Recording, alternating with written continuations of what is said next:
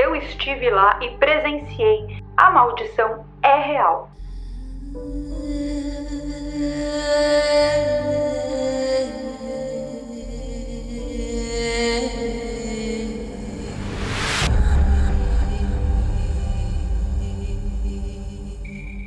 Eu sou Carol Capel, a sua alienígena favorita que fez um intercâmbio de amor e ódio lá no Egito. E no vídeo de hoje eu vou te contar tudo, absolutamente tudo, sobre uma das maiores maldições envolvendo o Egito. No vídeo de hoje você vai saber quem eram os protetores alienígenas do faraó mais misterioso que já existiu no mundo. Eu estou falando do faraó Tutankhamon, que lançou uma maldição em todos aqueles que abriram o seu túmulo. Eu estive na tumba de Tutankhamon e depois dessa visita a essa tumba, as coisas começaram a dar muito ruim para mim também no Egito. Ou seja, será que ainda existe maldição por lá? Será que alguma vez existiu? Será que essa maldição é verdadeira? Antes de te contar tudo sobre essa maldição em específico, eu preciso te alertar sobre um outro tipo de maldição. Você sabia que enquanto você está aqui assistindo ao canal ou fazendo qualquer outra coisa em seus dispositivos, você está correndo perigo na internet? E é exatamente por isso, e para te livrar dessa maldição, que eu te apresento o Surfshark, o melhor serviço de VPN que existe nessa internet. Ele funciona em todos os seus dispositivos e tudo ao mesmo tempo, no seu computador, no seu tablet, no seu celular, no seu videogame, em qualquer plataforma operacional, em PC, em Mac, e ele protege seus traços e passos na internet, fazendo com que você fique seguro e livre de toda e qualquer maldição. Mas além disso, com ele você consegue assistir conteúdos que estão bloqueados na sua região. Você consegue viajar o mundo todo virtualmente, porque são mais de 3.200 servidores em 100 países. Consegue ultrapassar as restrições governamentais em sites, e é isso que eu faço quando eu estou pesquisando assuntos proibidos dentro de sites de governos, principalmente do governo americano. Com ele você recebe e envia arquivos com segurança, consegue acessar a sua conta do banco com segurança, mesmo estando conectado na Wi-Fi. E para quem é seguidor do canal, tem desconto sim! Com o código promocional ALIEN você ganha 83% de desconto na assinatura do Surfshark e mais 3 meses gratuitos. E o link estará aqui na descrição para quem quiser. Agora que eu já dei o recadinho do patrocinador aqui do vídeo de hoje, vamos ao vídeo das maldições. Ah, e não perca, tá? Porque é nesse vídeo aqui que eu vou contar para vocês as minhas sensações estranhas e o que eu vivi quando entrei nas tumbas. Essa imagem que você está vendo agora é a imagem que mostra o exato momento da abertura da tumba de Tutankhamon. Ela foi a única tumba encontrada no Egito Antigo que permaneceu 100% intacta por mais de 3.000 anos. Ela estava cheia de ouro e artefatos, mas pelo menos 13 pessoas que estavam presentes na abertura da tumba morreram de maneira misteriosa e logo em seguida. Ao todo, 35 pessoas morreram em decorrência da abertura desse túmulo. E foi assim então que o rumor da maldição do faraó se espalhou para o mundo inteiro. Mas, para além disso, pesquisas feitas na tumba revelaram que essa tumba em específico possuía alguns detalhes estranhos, diferentes de todas as outras encontradas. Detalhes esses que podem indicar sim que essa maldição é real. Os egípcios antigos acreditavam que os faraós se tornariam divindades depois de suas mortes. E é exatamente por isso que o processo todo de mumificação era considerado um processo muito sagrado, porque os reis estavam se tornando verdadeiras divindades. Eles se tornariam estátuas de deuses. As tumbas e os túmulos eram decorados com extremos detalhes, mas, por algum motivo que nós não sabemos explicar, a tumba de Tutankhamon é diferente. O deus Osíris, por exemplo, que eu já contei aqui muito no canal sobre ele pra vocês. Inclusive, um salve pra você aí, Osíris, estamos juntos, hein? Tem que sempre reforçar, porque vai que ele pega um ranço de mim. Aí o bicho pega, né? Dedos do deus Osíris foram encontrados decepados dentro da tumba de Tutancâmon. A múmia do faraó Tutancâmon também é uma das coisas mais bizarras que eu já vi na minha vida. E olha que eu já vi bastante coisa, viu? Os arqueólogos Howard Carter e Lord George Carnarvon foram os responsáveis pela descoberta da tumba do faraó menino que morreu quando tinha apenas 19 anos.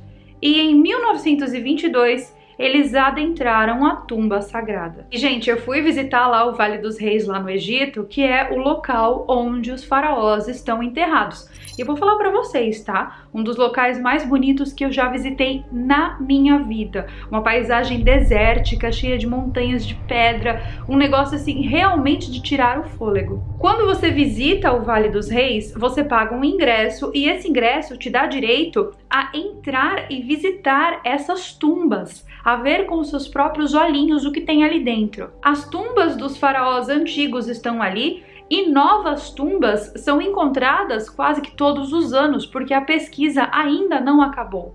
As tumbas são gigantescas, tá? Cheias de detalhes e adornos, e você demora cerca de 30 minutos para ver uma tumba inteira, porque os detalhes são imensos. Mas, por algum motivo muito bizarro, a tumba de Tutancâmon é minúscula comparada com as outras. Além disso, ele foi enterrado a uma distância muito longe de seus ancestrais, o que não é algo comum ali. Isso, de acordo com os egípcios antigos, impediria que o faraó se reunisse com a sua família no mundo espiritual. E além disso, o sarcófago dele tinha 3 camadas de sarcófago feitas de ouro. Eu não posso deixar de mencionar que essas camadas de sarcófagos me lembram a boneca russa, sabe? A matrioshka. Eu fui pegar a minha matrioshka para vocês verem. Ela é uma boneca russa. E qual que é o propósito da boneca russa? A história original conta que várias bonecas foram sendo colocadas... Opa! Quase caiu! Uma dentro da outra, ó. E elas vão abrindo infinitamente. Eu não tenho mãos para mostrar tantas bonecas. Por quê? Porque elas eram utilizadas no passado em rituais de aprisionamento de maus espíritos. Então você colocava o mau espírito na primeira parte, e daí você fechava, você colocava em mais uma parte, e você fechava, e ia adicionando camadas para que o espírito que tivesse aqui dentro aprisionado não conseguisse sair. Então, rapidamente ali, sabendo que o sarcófago de Tutancâmon tinha várias camadas, a analogia da boneca russa veio à minha cabeça. Então, será que o sarcófago de Tutancâmon tinha muitas camadas, igual a boneca russa, justamente para impedir que algo ou alguma coisa saísse dali? Como uma maldição, por exemplo? Todos os sarcófagos, essas camadas que eu falei para vocês, que envolviam o corpinho mumificado de Tutancâmon, elas possuíam adornos do deus Osíris, que eu já contei para vocês aqui no vídeo anterior, que ele foi morto e considerado o deus dos mortos, justamente porque ele foi morto. Mas o sarcófago do meio, ele tinha detalhes meio estranhos, porque o rosto desse sarcófago era diferente do rosto dos outros 2 sarcófagos. E eu não sei se vocês sabem disso, mas o sarcófago, ele tem esse exato propósito, o propósito de mostrar qual era o exato rosto da pessoa que está ali dentro. Então, eles chamavam artistas ali da época, e esses artistas, eles eram especialistas na confecção e na fabricação desses sarcófagos. Então, eles capturavam a exata face da pessoa e colocavam ali no invólucro, para que quando a pessoa olhasse apenas para o sarcófago, ela soubesse quem está enterrado ali dentro. E nada, absolutamente nada pode apagar o fato de que Tutancâmon foi mumificado às pressas. Existem informações muito claras ali de textos do Egito Antigo que comprovam que a tumba que foi designada a Tutancâmon não era para ele, porque eles não esperavam que ele fosse morrer. E daí ele morreu e tudo teve que ser meio feito às pressas. Talvez isso explique o motivo pelo qual essa tumba é tão pequena e tão pouco adornada se comparada com as outras tumbas que estão ali no Vale dos Reis. Alguns estudiosos acreditam que Tutancâmon sofria de um problema genético e por isso ele morreu assim tão cedo. Além disso, sinais de malária foram encontrados em sua múmia. E a sua múmia também não tinha coração. sendo que os egípcios nunca removiam esse órgão para mumificação. E para além de tudo isso, como se não bastasse coisas estranhas o suficiente, a múmia de Tutancâmon estava queimada. Ela pegou fogo dentro do próprio sarcófago, um processo que nós conhecemos como combustão instantânea, onde o corpo pega fogo automaticamente. Tudo isso que eu falei para vocês são fatos muito curiosos sobre a múmia de Tutancâmon, mas nada, absolutamente nada explica o fato que aconteceu quando Howard Carter encontrou a múmia de Tutancâmon. Depois de tantos obstáculos, a equipe de arqueólogos finalmente achou o corpo do faraó Tutancâmon queimado e enrijecido por todas aquelas resinas que eu mencionei que foram utilizadas no processo de mumificação.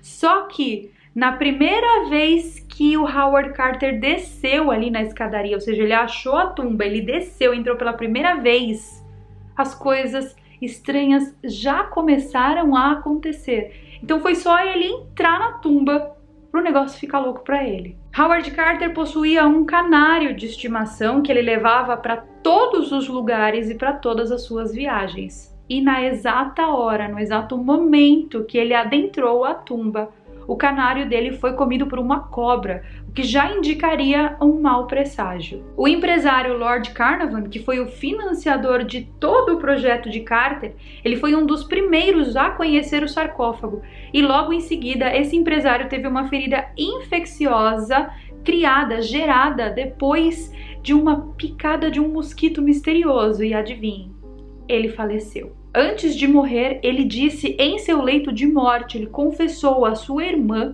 que Tutancâmon tinha vindo buscar ele. No dia que esse empresário faleceu, o cachorro dele sofreu um infarto fulminante e morreu também. A notícia da morte do Lord Carnarvon logo agitou os esotéricos e supersticiosos sobre as maldições que existiam ali naquela tumba faraônica. Depois do ocorrido, Arthur Macy, integrante da equipe de Carter, morreu repentinamente no mesmo hotel que Carnarvon passou os seus últimos dias. Joel Wolfe, dono das primeiras fotos de Tutancâmon, e Richard Battle, secretário de Carter, também faleceram em condições inexplicáveis. E por uma coincidência ainda mais funesta, a irmã do Carnarvon e a mãe do Carnarvon se juntaram a ele ali na mesma semana e faleceram também. Ao longo de 6 anos após a descoberta, 35 pessoas ligadas à descoberta da múmia morreram em condições misteriosas. E aí, para combater as lendas e tentar explicar essas superstições, os cientistas levantaram a hipótese de que alguma substância tóxica ou até um fungo venenoso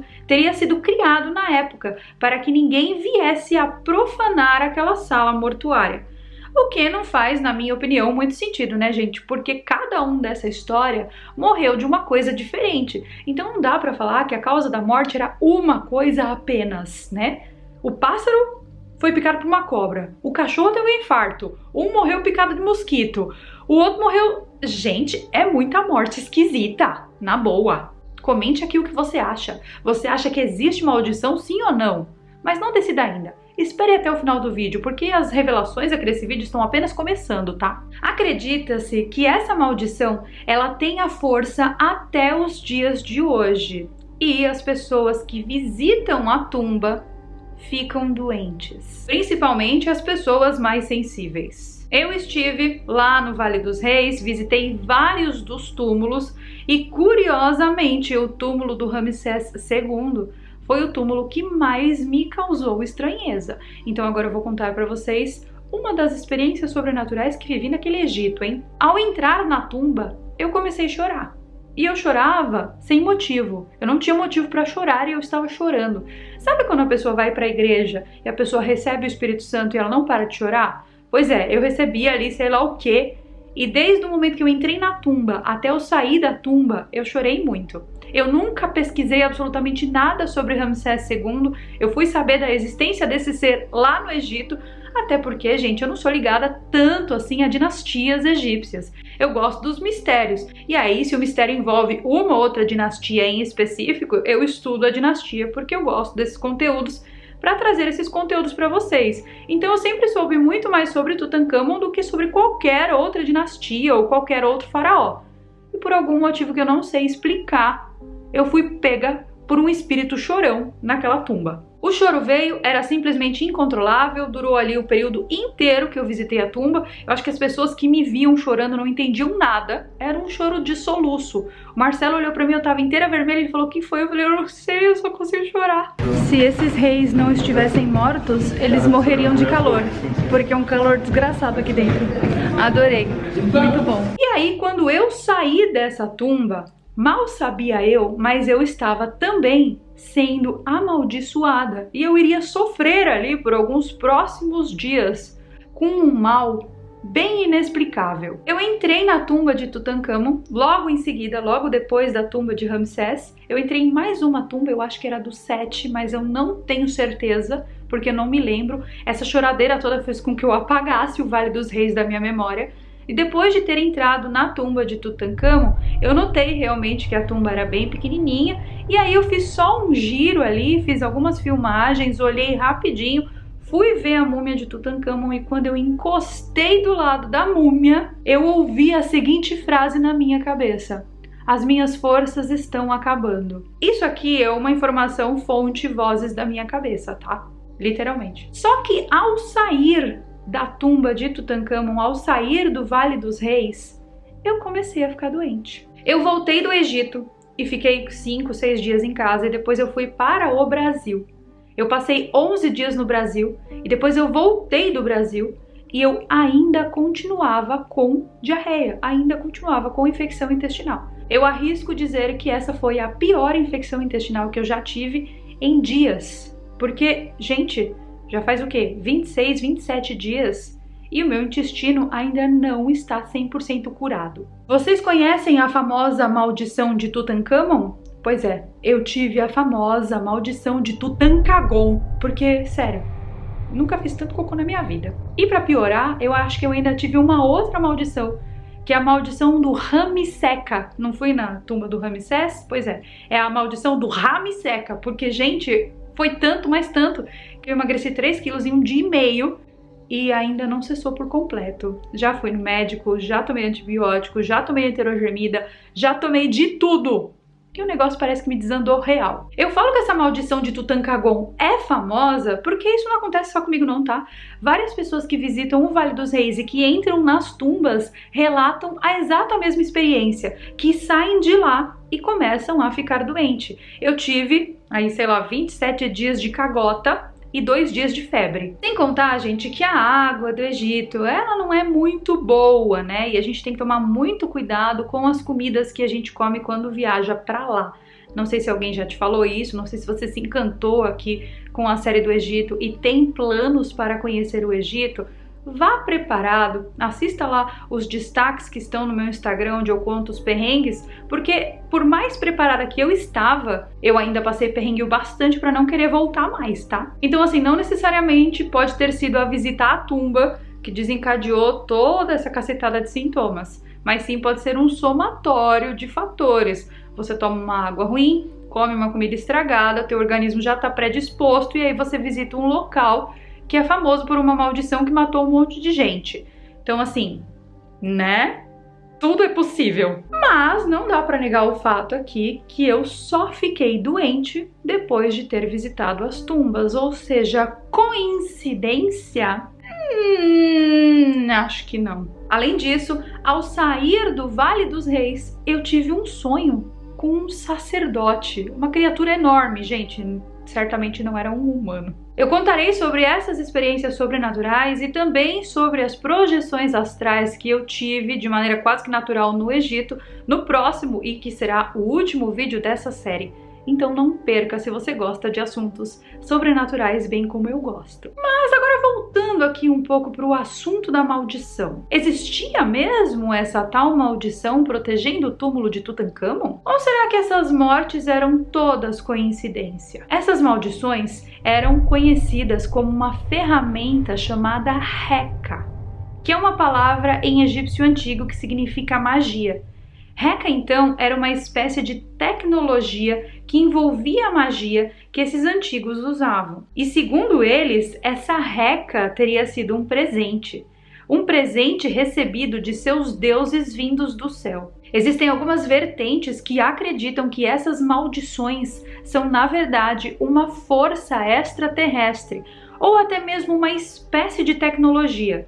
E essas tecnologias ou essa força eram usadas para proteger essas tumbas.